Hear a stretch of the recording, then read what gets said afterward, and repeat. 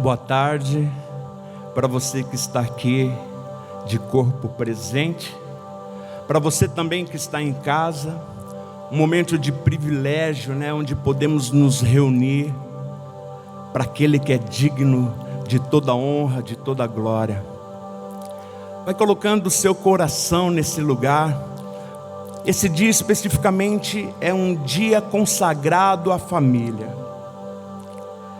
E o entendimento é que a igreja, quando ela se posiciona num lugar de rendição, num lugar de convicção de quem Deus é, resumindo, a igreja de joelho, consequentemente, famílias vão se levantando, famílias vão ficando de pé. Então é um privilégio, eu vejo isso acontecendo neste lugar, eu vejo isso acontecendo na minha vida, na sua vida, eu vejo isso acontecendo em Pato Branco, e eu quero lembrar você que esse é o desejo do coração de Deus. Vamos fazer uma oração. Papai, nós te agradecemos por esse privilégio, onde o teu amor que nos aperfeiçoa está mudando a nossa realidade humana, sendo preparado para um lugar que somente você tem para aqueles que se colocam no lugar de dependência. Nós estamos nesse lugar com gratidão, estamos aqui para agradecer por tudo que o Senhor tem feito nas nossas vidas, nas nossas casas, nas nossas famílias. Você é um Deus bondoso, um Deus amoroso, um Deus misericordioso, um Deus cheio de graça, amor genuíno.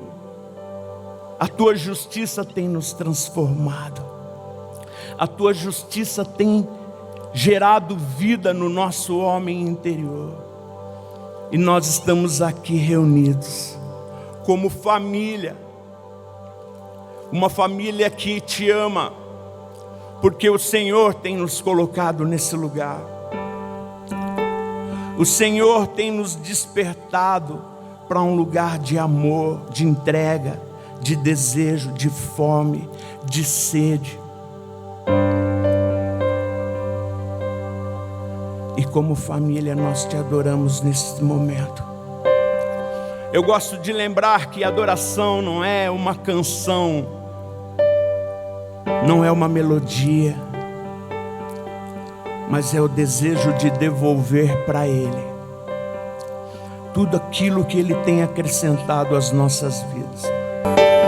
Glórias a Deus, tudo bem, irmãos? Boa tarde, que Deus abençoe a vida de vocês em nome de Jesus Cristo. Amigos de casa, Deus abençoe a vida de vocês também. Você que nos acompanha pela TV, você que nos acompanha também pelo nosso canal do YouTube, pelas nossas páginas do Facebook, o meu abraço a vocês. Fique ligadinho, pois a bênção de Deus vai se manifestar. Hoje esse culto está sendo gravado na quarta-feira da Sagrada Família. Igreja de joelho, família? Igreja de joelho e família? De pé. Família de pé. Que Deus abençoe você, dê atenção a essa palavra, pois eu creio que abençoará a sua vida. Os amigos que estão aqui na igreja podem se assentar. Vamos tomar os nossos lugares, vamos se assentar nos nossos lugares aqui, que estão bem aconchegantes. Tem um arzinho para você, está quente aqui hoje, mas creio que Deus vai fazer aquecer não somente o clima, mas também a fé. Amém? Amém. Graças a Deus. Vamos, gente, abrir a nossa Bíblia no livro de Jó. Jó, capítulo de número 1.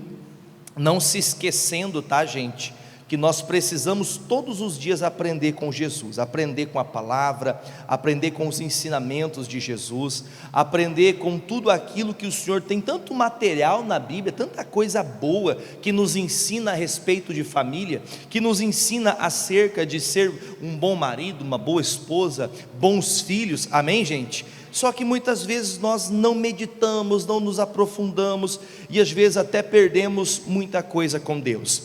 Então eu queria chamar a sua atenção para duas coisas que sempre eu procuro trazer antes de começar a meditação da palavra do dia. Eu procuro trazer ali um entendimento do que a gente vai aprender durante essa ministração.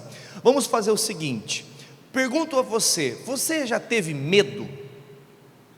Sim ou não? Aí você fala, pastor, parece até brincadeira uma coisa dessa. Quem nunca teve medo na vida, né? Mas é uma coisa que vale a pena eu repetir de novo. Você já teve medo na vida? Sim ou não? Pastor, já tive medo.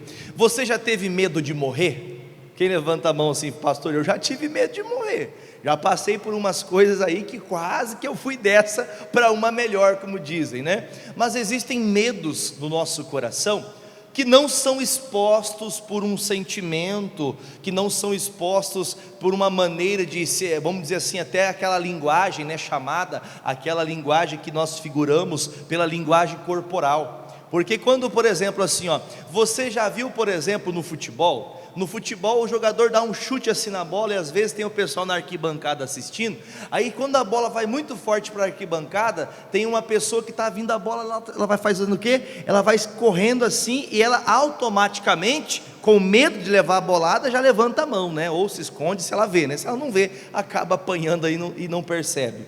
Enfim, nós podemos levar o medo, não quero levar para o vocabulário o medo, muito menos o temor, que é o tema de hoje. Você tem medo de Deus ou você tem temor de Deus?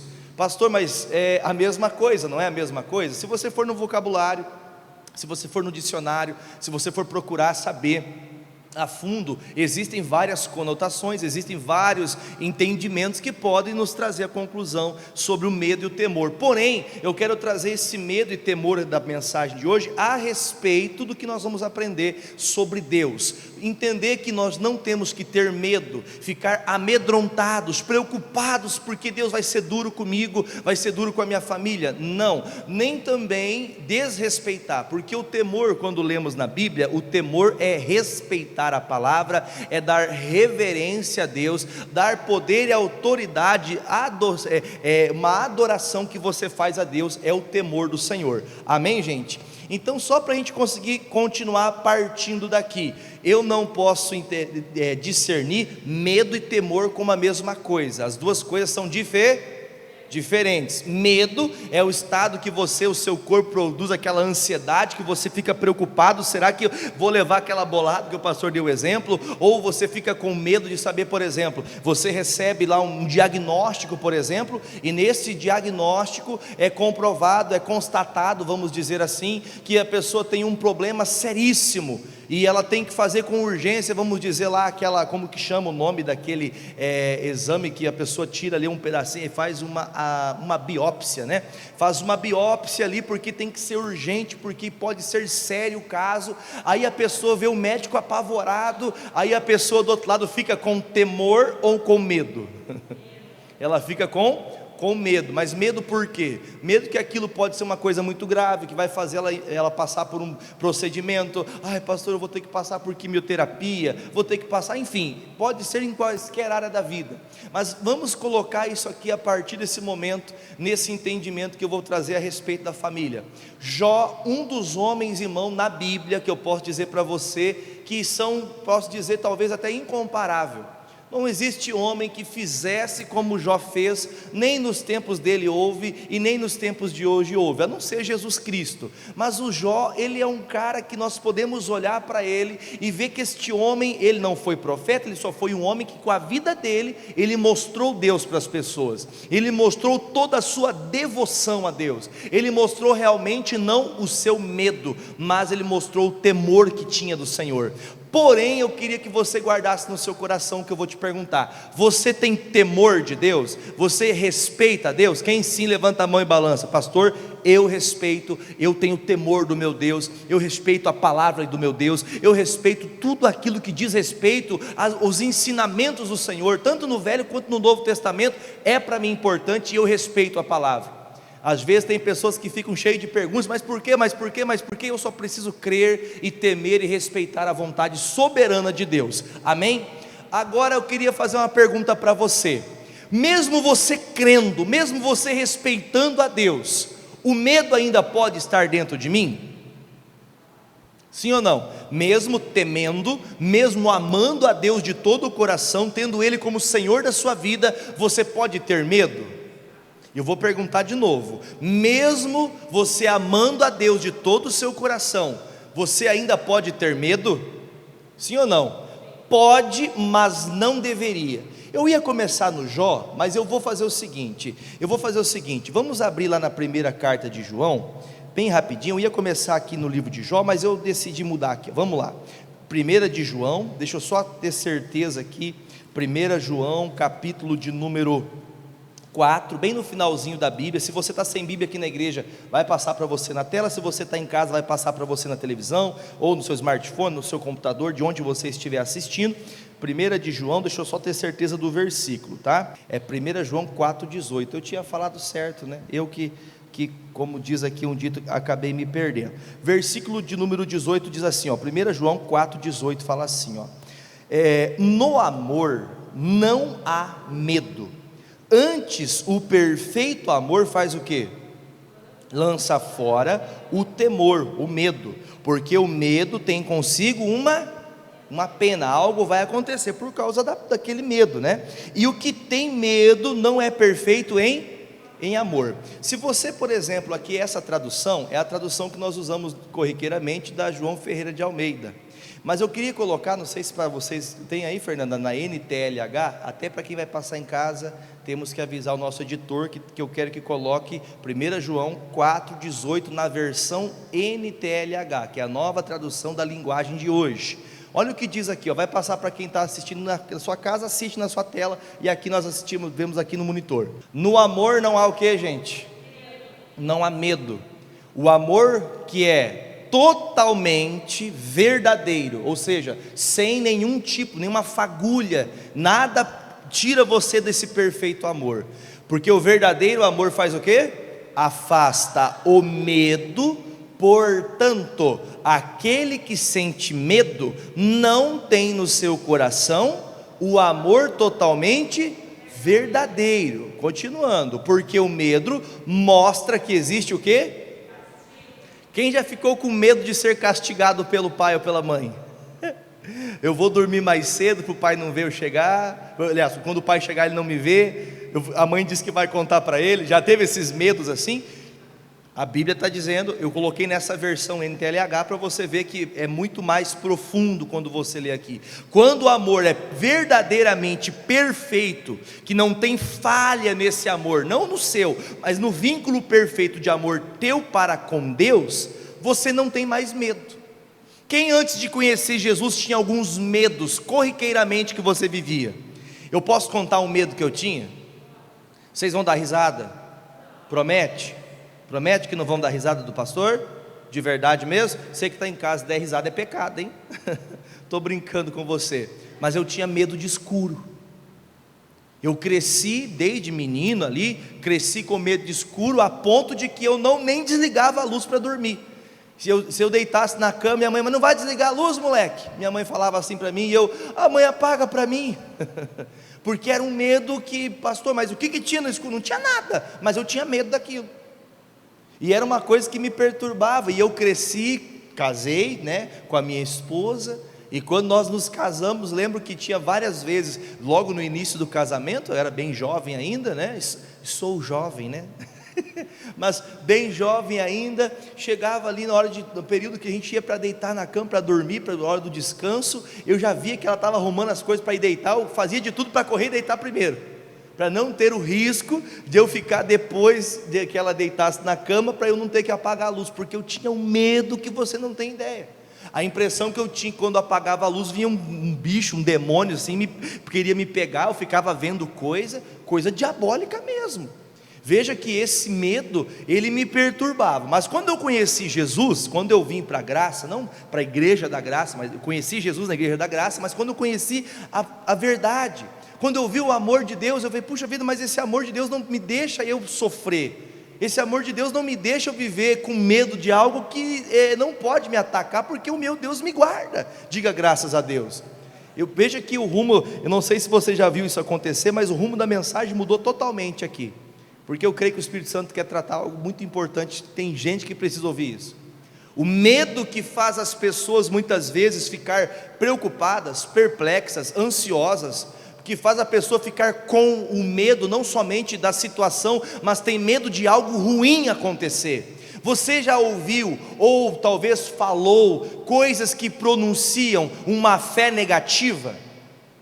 O que é uma fé negativa? Aquela fé que você fala assim: eu vou fazer o exame, mas eu sei que vai dar positivo. Eu sei que eu vou fazer o exame, mas eu sei que a biópsia foi feita, mas eu sei que é câncer mesmo, eu vou morrer com esse negócio. Você já viu gente assim? Você já talvez foi desse jeito assim, de querer, que faz até uma tempestade no copo com água, que aumenta. Você tem a fé em Deus, você crê no Senhor, você tem o temor de Deus, porém o medo, ele fica em oculto, porque é uma área que a gente não tenta mostrar. Alguém gosta de mostrar medo? Alguém já levou susto em casa de alguém? Quem de vocês já teve um filho pregando uma peça em você? Bu! E você, oh meu Deus do céu, o que é isso? Né? Já teve isso ou não? Está passando, descendo a escada, está virando a porta, está ali o filho ali bem quietinho esperando. Gente, se eu falar para vocês que eu tenho um filho de 1 ano e 8 meses, e ele esses dias me deu um susto. Ele fica assim, ó, ele põe o rostinho assim atrás entre a porta que passa da cozinha para a sala da casa. Ele fica assim, ó, ele põe o rostinho e faz oi, e fica assim, né? E volta. Aí ele bota o rostinho e fala oi, e volta, né? Aí eu estou desatento, ele estava brincando com a mãe dele, brincando ali com as meninas, ali minhas filhas. Aí eu fui para o quarto, troquei de roupa e voltei. Quando eu voltei, ele botou a cara, eu não sabia que ele ia fazer aquilo, né? Ele, oi, eu, opa, espera aí. Então me deu aquele medo, aquele medo que dá um susto ali momentaneamente, mas aquilo já passou.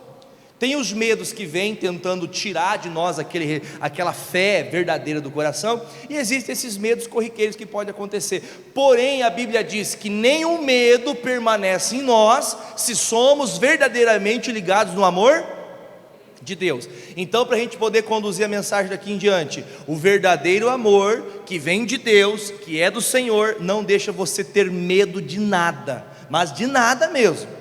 Você não tem medo, pastor, falaram para mim que fizeram macumba. Fala assim, ó, o meu nome, quer o nome completo também? Quer uns pedaços de fio de cabelo? Está aqui, ó, pode levar, faz o que quiser, porque eu não tenho medo dessas coisas, porque o meu Deus é muito maior do que essa mandinga. Quem entendeu, diga amém. Ah, pastor, mas falaram que fizeram uma simpatia, colocaram o meu nome dentro do copo de conhaque, colocaram o meu nome dentro de uma boneca, e estão espetando a boneca para ficar doente, aquele fantoche maldito. Pastor, e agora, o que eu faço? Você vai temer o quê? Se teu Deus é maior do que tudo isso que existe nesse mundo?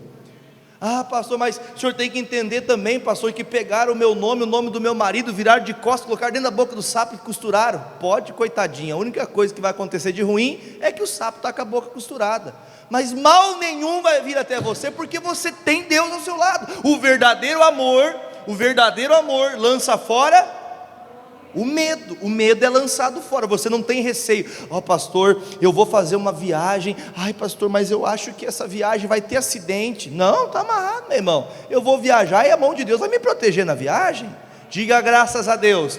Aí a pessoa fala, ai meu Deus do céu, ai vai acontecer uma coisa. Quem já viu gente assim que fica ansiosa? A pessoa baixa a pressão, aí sobe a pressão, ai preciso tomar um remédio, ai me dá um Anador, ai me dá um Doril, Dorsumil, ai porque não sei o que. A pessoa fica, sabe, cheia desses medos que levam a pessoa a viver o pior, porque o medo traz consigo uma pena.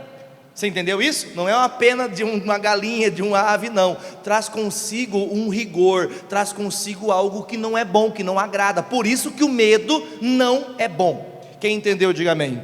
Então, deu até aqui, nós conseguimos discernir medo e temor. Temor é o respeito dado a Deus, com todo o respeito, reverência, adoração a Ele. Pastor, mais uma palavra que diz, eis que aquele que aceitar Jesus, ele então vai fazer o quê? Vai ser batizado, vai se arrepender dos seus pecados e será uma nova criatura, então será salvo. Não é o que diz Marcos, que ele fala para a gente, lá no finalzinho, Jesus dizendo, olha gente, todo aquele que for batizado será salvo. Então ele está trazendo para a gente assim, olha, se vocês aceitarem o que eu prego para vocês, se vocês querem realmente acreditar nisso que eu estou ensinando, vocês receberão salvação. Logo, já sabemos que não precisa estar escrito: se eu não aceito e também não sou batizado, logo também não recebo a salvação, logo também sei que me preparado está o inferno, que diz a Bíblia que arde com fogo e enxofre, certo? Você vê que Jesus nem dá ênfase para isso. Ele fala: ó, aceita Jesus, que é melhor do que pensar no fogo e enxofre. Amém? Então, respeitamos a Deus porque Ele pode me mandar para o inferno? Nós temos, aliás, não é nem nós, mas uma pergunta: o diabo pode te mandar para o inferno? Olha que pergunta, hein, pastor? Não sei isso aí que o senhor está falando. O diabo tem poder para te mandar para o inferno? Não, não tem poder. Ele pode te incitar a viver uma vida errada, para que no dia do juízo o Senhor então coloque do lado direito, do lado direito fique as pessoas que andaram com o Senhor, ovelhas de Cristo, e os bodes do lado que sabe que será levado à condenação eterna.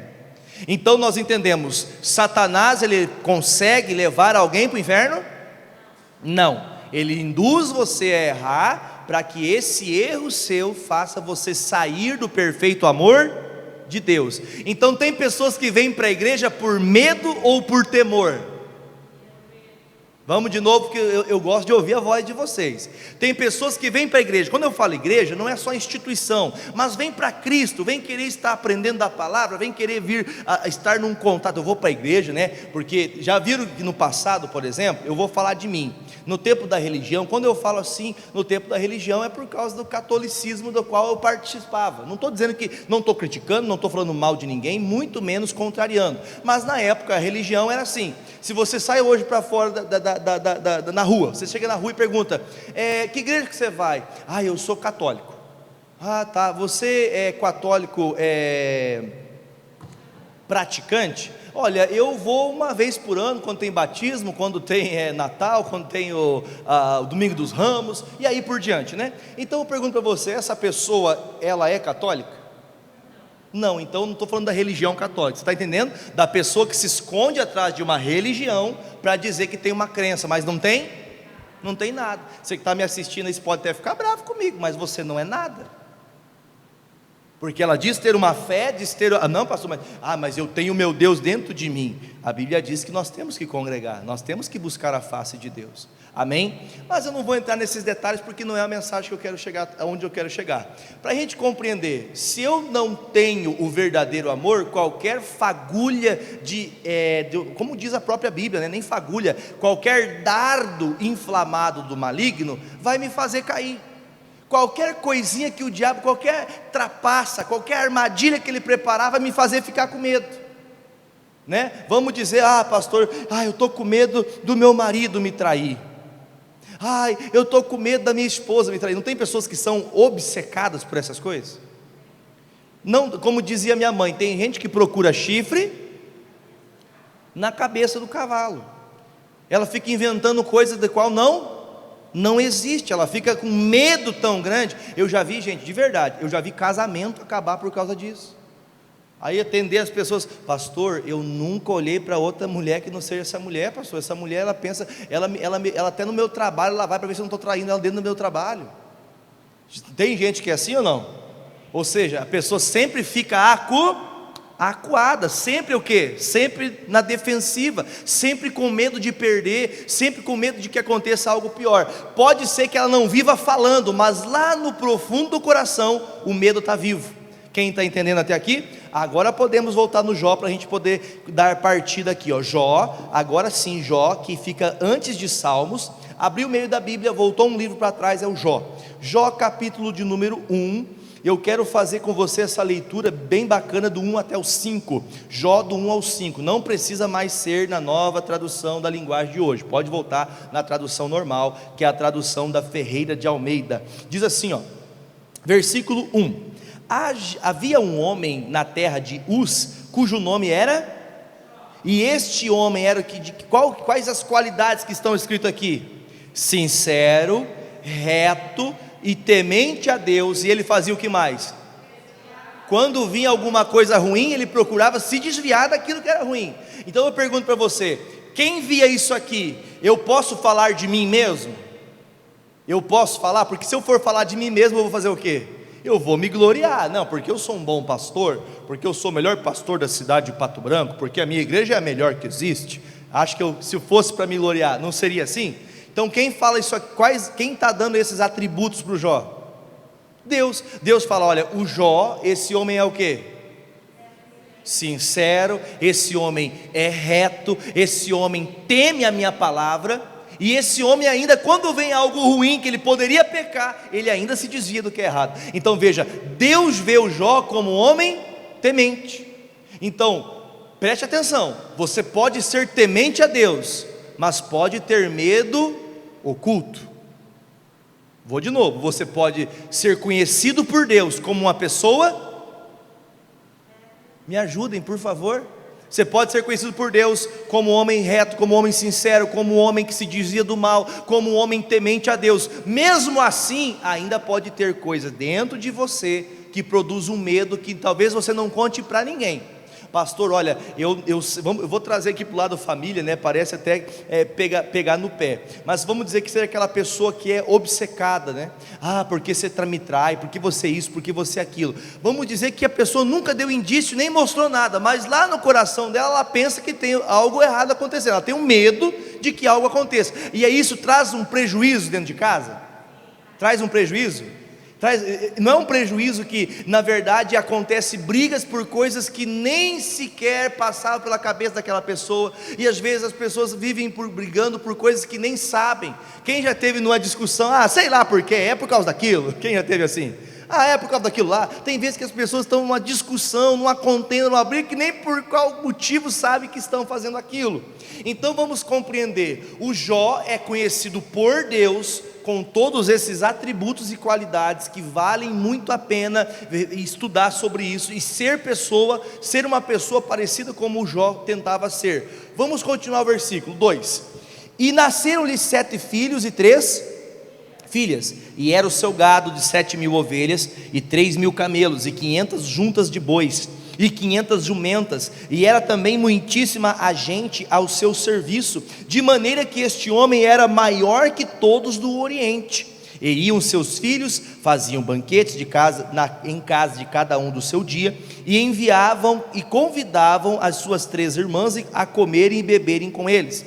E sucedia, pois que, tendo decorrido o turno de dias de seus banquetes, enviava a Jó e os santificava, e se levantava de madrugada e oferecia holocausto segundo o número de todos eles, porque dizia Jó, vamos ler comigo agora: porventura pecaram meus filhos e blasfemaram de Deus no seu coração. Assim fazia Jó continuamente. Olhem para o pastor para a gente poder dar uma atenção aqui.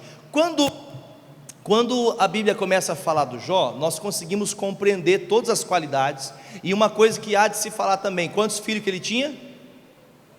Quantos filhos? Ele tinha 10 filhos, 7 homens e 3 mulheres. Porém a Bíblia fala que desses 10 filhos que ele tinha, chegava momentos da vida desses filhos que eles se uniam de casa em casa, né? Um dia estava na casa do João, outro dia na casa do Antônio, outro dia na casa da Joana, e assim por diante. Eles então se reuniam nessas casas para banquetear. Quando você lê na Bíblia banquetear, não é preparar somente ali um pãozinho, preparar um café, ou preparar ali uma carne assada. Não, eles iam para festejar. E nós sabemos que esse festejar não está só propriamente na palavra. Você sabe que ali acontecia muitas coisas que não agradavam a Deus, e a própria Bíblia, nessa leitura nós conseguimos reconhecer que o Jó sabia que nessas reuniões deles, inclusive ele não participava. Ele diz a Bíblia que de tempo em tempo, depois que terminava esses banquetes, ele fazia o quê? Ele fazia holocaustos, que eram sacrifícios em favor dos seus filhos, porque dentro do coração dele ele sabia que os filhos deles estavam pecando. Então vamos pensar o seguinte, vamos trazer agora para a mensagem família. Vamos pensar assim: dentro de casa nós temos que ter o cuidado para que você não seja tão temente a Deus, só que acabe esquecendo de ensinar seus filhos a temerem a Deus. Isso é muito sério, porque você pode ser uma mãe temente, você pode ser um pai temente, você pode ser um filho temente, mas se dentro da tua casa todos não aprenderem o temor, o respeito, a devoção e compreender o que é certo, o que é errado, o que agrada, o que não agrada a Deus, você vai ser uma pessoa que mais cedo ou mais tarde, aquele medo oculto daquela pessoa acabar caindo, se desviando, caindo num caminho pior ainda do que já está, vai acabar acontecendo. Por isso você veja que o Jó, ele chegava a dias da sua vida que os filhos terminavam de pecar, o que o pai fazia? Os filhos terminavam de pecar, terminavam daqueles banquetes que duravam alguns dias. Aí quando então terminava ele fazia o quê? Deus, meus filhos blasfemaram, meus filhos não temeram a tua palavra, meus filhos erraram. Aí ele, com todo amor, homem de quem? Homem de Deus, ele iria fazer o quê? A cada filho, tinha 10, ele fazia 10 holocaustos, 10 sacrifícios a cada filho dele, isso de tempo em tempo, e ele sempre fazia isso. Quem já botou o joelho no chão para orar por um filho, para orar pela esposa, para orar pelo marido? Quem já fez isso? Levanta a mão e balança. Pastor, eu já fiz isso, já botei o joelho no chão para orar, para clamar, para me esforçar em favor daquele abençoado, daquela abençoada, né? É que é uma forma que a gente usa para quando a gente está bravo, a gente quer xingar e acaba falando abençoado, né? Mas não deve se tratar assim, tem que ser realmente, ele é um abençoado, ela é uma abençoada. Porém veja que o Jó fazia isso, só que você conhece bem a história, eu não vou entrar em todo o detalhe da história porque é muita coisa para falar, mas você sabe que todo o esforço do Jó valeu a pena? Em favor dos filhos? Ih, pastor, como assim? Eu já vou chegar lá, vamos pensar assim. Se você é uma pessoa que teme a Deus, mas tem um medo oculto dentro de você, sabe aquele medo que você fica assim, ó, vamos dizer, está vindo você, no caso a irmã, estamos a maioria em mulheres, as irmãs estão aqui, né? Estamos em 4 homens e aqui milhares de mulheres, diga amém. Glória a Deus, que assim seja, falamos por fé, em nome de Jesus. Aí está aqui a mulherada representando o Pato Branco aí. Aí as irmãs, vem o marido, vem a esposa e vem os filhos.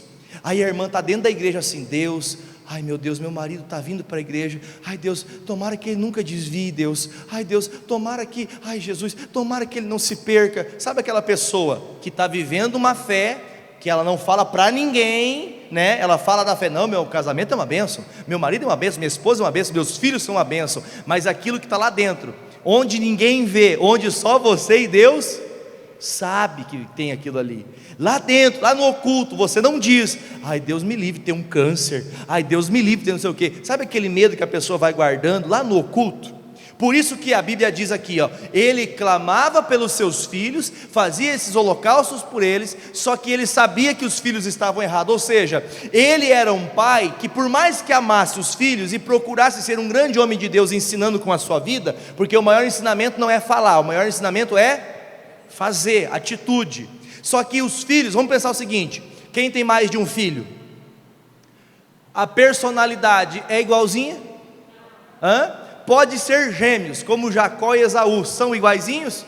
Muito pelo contrário, cada um pensa de um jeito, cada um age de um jeito, um gosta de feijão, outro gosta de arroz, outro gosta de carne, outro gosta de frango, né? Um gosta de carne de boi, outro gosta de carne de frango, e aquela coisa, enfim, não vou aqui ficar entrando nisso, mas deu para você entender. Então quando a Bíblia diz que ele fazia esse trabalho para orar, para se esforçar por Deus, em Deus, por seus filhos, penso eu, irmãos, que no decorrer da vida, ele deixou de fazer certas coisas que tinha que fazer. Quem acha também isso? Nós estamos julgando o Jó? Não, mas às vezes, vamos ser sinceros, por mais que você seja temente a Deus, quem reconhece, pastor, eu ensinei meus filhos a servir a Deus, ser boas pessoas, não roubar, não matar, enfim, não prejudicar ninguém, ser uma pessoa de bem, só que eles muitas vezes eu fiz o quê? Não é arrumar o cabelo não, tá? Não é pentear o cabelo não, passava a mão na cabeça, como diz um dito, né? Dava barda, né? Ah, pastor, a gente vai deixando, porque é filho, né? Quem já falou assim? É filho, né? A gente tem que fazer o quê? Tem que deixar, é filho. Só que eu digo para você, Deus é pai e não passa a mão na tua cabeça. Ele é o pai a ser copiado. Olhamos para o Pai Celestial para ser pais e mães aqui nessa terra. Veja que então o Jó, ele clamava muito pelos filhos, mas ele deixava os filhos continuar errando. Agora eu pergunto para você, o Jó era um homem bem pobre, não é verdade? Um homem pobre, um homem miserável, um homem que passava muita dificuldade, não é verdade? Não, né? Ô pastor, o senhor está doido? O Jó era o homem mais rico da terra onde ele morava. Vamos dizer assim, ó, diga comigo, eu sou a pessoa mais rica de Pato Branco, da região sudoeste do Paraná. Diga graças a Deus. Não entenda que eu estou falando só da questão da riqueza, mas ele era um homem que tinha condições, ou seja, eles viviam banqueteando, por quê? Porque tinha de graça, irmão. Ninguém joga fora o arroz fora para tomar pinga. Alguns às vezes fazem isso ainda, né? Joga dinheiro na pinga e depois falta comida em casa. Tem gente que até isso já chegou a fazer. Mas pensa comigo assim, eles viviam banqueteando-se assim de casa em casa, porque tinham barda, tinham coisa na mão. Desculpe falar isso, porque às vezes as pessoas não gostam de ser contrariadas. Quem gosta de ser contrariado? Ninguém gosta. Mas eu vou dizer para você, biblicamente falando, o pai que dá tudo para um filho, sem ensinar, valorizar aquilo que tem, infelizmente vai sofrer num futuro próximo.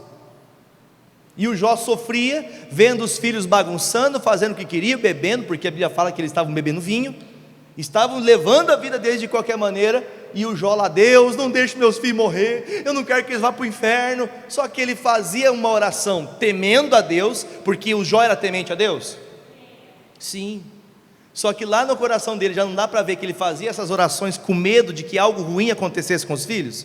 Você consegue perceber, nesses 5 versículos, você consegue perceber isso também? Que nessas orações que ele fazia, não era só por amar. Vamos pensar o seguinte, você vem aqui buscar pela sua família, você veio aqui, pastor, eu vim aqui orar, vou orar por cada nome de cada familiar meu, e quando você fala o nome deles, Deus, eu coloco na tua mão, e eu não vou ter medo não. Se ele quer usar droga, não, em nome de Jesus, ele não vai usar essa droga mais.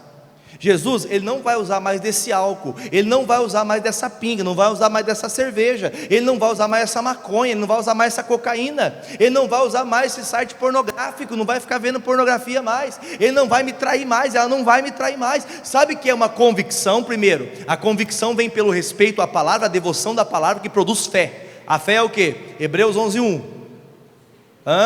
A fé é a certeza das coisas que se esperam e a certeza das provas que não se vê. Isso é fé. Então quando eu tenho agido pela fé e tenho amor verdadeiro em Deus, eu não tenho medo do que pode acontecer. Diga, meu filho é uma bênção, meu marido é uma bênção, minha esposa é uma bênção, meu pai é uma bênção, minha mãe é uma bênção. Mas isso eu não tenho que falar só por fé, no intuito, eu creio que Deus pode fazer. Aí você olha, mas isso aqui não tem jeito. Pastor, faz 30 anos que eu estou casado com ele, pastor, eu luto todo dia, mas eu acho que esse aqui não tem jeito. Desculpa, não tem jeito mesmo, até porque você está mentindo uma fé para você mesmo. Como assim, pastor? Você mente uma fé para você mesmo, que nem você acredita que ela pode mudar. Então, teoricamente, você faz um holocausto, você ora. Não era o que o nosso amigo Jó fazia? Ele orava, ele fazia holocausto em favor dos seus filhos, mas ele dentro, lá no seu subconsciente, lá dentro do profundo onde ninguém via, Deus então via nele que ele tinha medo de perder seus filhos, ele tinha medo que seus filhos se perdessem. Gente, temor é diferente de medo. Você pode respeitar Deus. Eu sei que o diabo está fazendo muito mal nesse mundo, afastando o marido da mulher, afastando os filhos dos pais, é verdade, tentando dizer para os meus filhos, meu filho nasceu macho, masculino, colocado na certidão de nascimento lá, Jefferson, meu nome, Jefferson Pinto Mendes, masculino, natural, tal, daí foi registrado na comarca tal, e tal, aí agora querem dizer, não precisa colocar mais isso, que quando ele crescer ele vai escolher se ele é homem ou se é mulher. Você já viu isso aí ou não? Pastor, mas é que não pode falar disso. Enquanto eu prego o Evangelho de Cristo, ainda que seja muitas vezes chicoteado por isso, a verdade é essa. Menino nasceu menino, existe evidência? Sim ou não? Existe uma evidência. O menino nasceu menino, você vê que é menino. Nasceu que é menina, você vê que é menina, é evidente. Porém as pessoas querem fazer o quê? Mudar. As pessoas querem trazer uma transformação que não existe. Então, gente, vamos pensar o seguinte: sabe aquela pessoa que fala assim, ai meu Deus do céu, tomara com meu filho, ele não goste de menino, sabe? Ela não fala para ninguém. Quem que é a mãe que vai falar assim, tomara que esse menino... Gente, eu vou falar a palavra porque não é numa conotação maldosa, mas é como é tratado. Ai, tomara que meu filho não esteja querendo viver o homossexualismo, que é a prática, né? Não a pessoa. Nós condenamos a pessoa que pratica? Não, elas merecem ser bem tratadas. Se é uma pessoa que tem essa prática entrar aqui na igreja, ela vai ser bem tratada? Com certeza. Só que a prática que ela tem, nós não aceitamos. Nós amamos a pessoa, mas a prática da pessoa, existe, né, aquela coisa de homofobia, aquela aí já é uma coisa que não precisamos entrar. Mas biblicamente falando, vamos pensar aqui, biblicamente falando, a mãe fica, ai, tomara, esse menino gosta muito de brincar de boneca, ele nasceu com cabeça de menina. Ó que mentira, irmão. É ou não é uma mentira satânica, diabólica isso? Então vamos pensar o seguinte: vocês estão conseguindo entender onde eu quero chegar? Que quer dizer, eu respeito a Deus, eu tenho temor de Deus, eu oro pelo meu filho, eu oro pela minha filha, eu oro pelo meu marido, mas dentro de mim tem um medo que me faz falar, Deus, tomara que isso não aconteça. Você está entendendo a diferença de uma coisa para outra? Agora, eu não vou entrar nos pormenores. Quem conhece a história do Jó? Que o Jó veio Satanás, falou com Deus, olha, o Jó, ele te adora porque ele tem muita riqueza, como ele diz, porque ele te adora debalde, tem muita situação, tem muita condição, quero ver se tocar em alguma coisa dele, se ele vai continuar te adorando. Não vou entrar nessa fase, porque hoje eu quero tratar de um outro assunto. Vamos lá no capítulo de número 1 ainda, perdão, né? Versículo de número 22, olha o que diz aqui, ó. 21 e 22, melhor dizendo. Vamos pegar o 21 e 22. Diz assim, ó: ô Jesus, é o 20 que começa, ele começa a falar com Deus, né? Depois que perdeu o filho, depois que morreu todos os filhos, depois que perdeu todas as vacas, todos os servos dele foi-se embora. Aí ele começa aqui, ó: então Jó se levantou e rasgou o seu manto e fez o quê? Raspou sua cabeça e lançou-se em terra e fez o quê? Ah, Deus, o Senhor não é o Deus que eu temo, que eu respeito, por que o Senhor fez isso comigo? Foi isso que ele fez? O que ele fez? Ele adorou. Isso mostra que Deus falou a respeito dele, que ele era um homem temente de graça.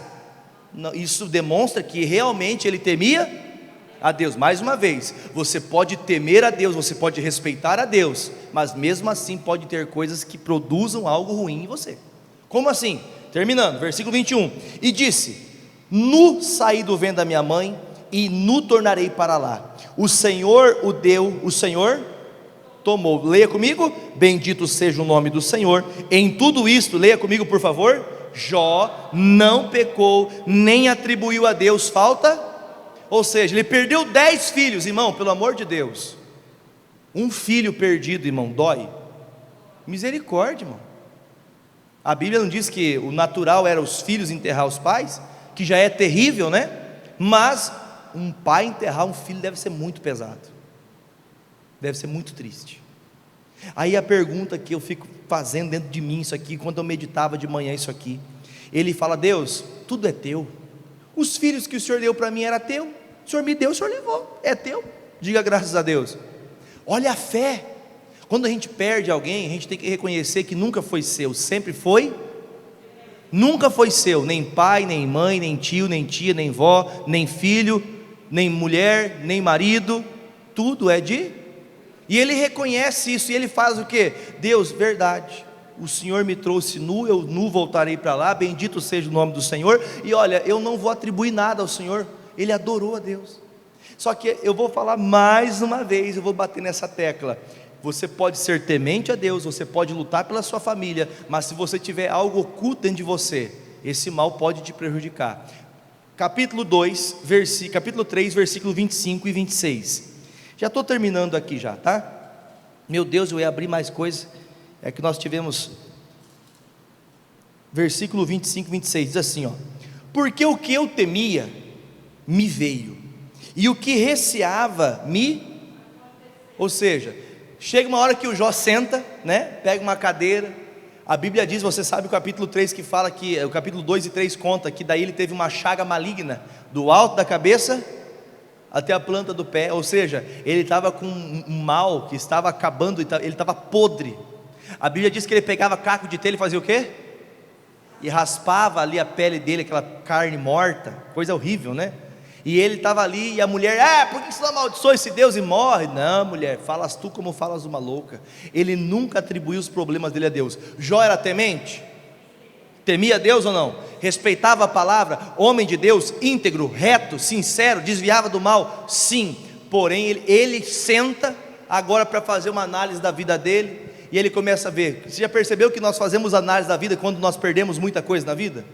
Quando a gente só está crescendo, a gente só está crescendo. Mas quando perde alguma coisa, a gente fala: puxa vida, onde eu errei? O que eu fiz de errado? Não é assim que pai e mãe faz muitas vezes? Onde eu errei? Eu dei amor, Eu dei presente, eu dei carro novo, eu dei carro zero, né? Eu dei estudo na melhor escola, na maior faculdade. Onde eu errei? Onde eu errei que eu dava 10 mil para ele gastar todo mês na balada? Onde eu errei? Eu dei calçado de 10 mil por mês para ele. Onde eu errei? Sabe que eu estou aqui, não é uma zombaria, mas você entende que tem gente que ela está ali, Deus, o que eu fiz? Mas a pessoa sabe o que fez. A pessoa sabe o que fez. Aí você vê agora que o Jó, ele senta, eu acho que tranquilo, se fosse aqui em Pato Branco, ele está tomando um chimarrão, raspando as telhas, o caco de telha, tomando um mate, e ele dizendo, olha, aquilo que estava dentro de, aquele medo que eu tinha, aconteceu. Ou seja, em momentos da vida dele, em particular, ele realmente buscava a Deus de coração, mas quando buscava pelos seus filhos, ele não buscava crendo, ele buscava com medo. Quem conseguiu entender dessa forma também? Não estou aqui inventando história, tá? Já preguei isso muitas vezes e essa é uma inspiração que o Espírito Santo deu. Ou seja, ele era um homem de Deus para ele, mas quando ele ia buscar pela família dele, ele tinha um medo que fazia, meu Deus, ele vai para o inferno, ela vai para o inferno, e se eu perder ele, se eu perder ela? Ai Jesus, ai meu Deus. Aí ele fala com todas as letras, o que eu temia, o medo que eu tinha dentro de mim, me aconteceu, o que eu receava que poderia vir a acontecer, me aconteceu. Aí ele fala no 26, eu queria que você lesse comigo, porque isso aqui acho que todos nós já passamos por um momento da gente pensar assim, e se você não passou, você deve aprender isso aqui.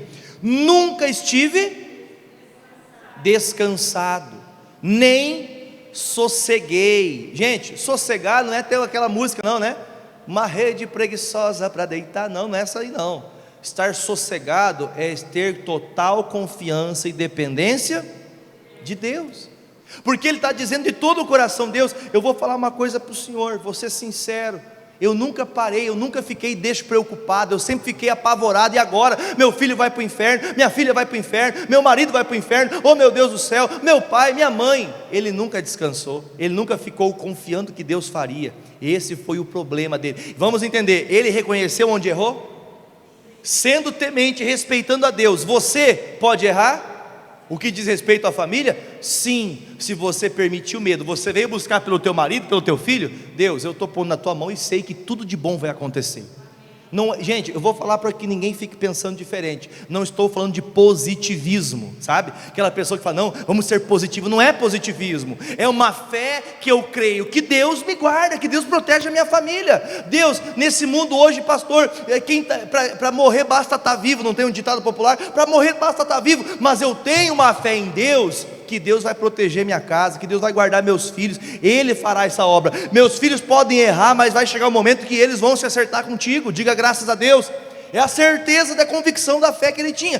Porém, ele fala no versículo de número 26 ainda, vamos ler de novo, todo mundo junto? Nunca estive, vamos comigo, 26, nunca estive descansado, nem sosseguei, nem repousei, mas veio sobre mim.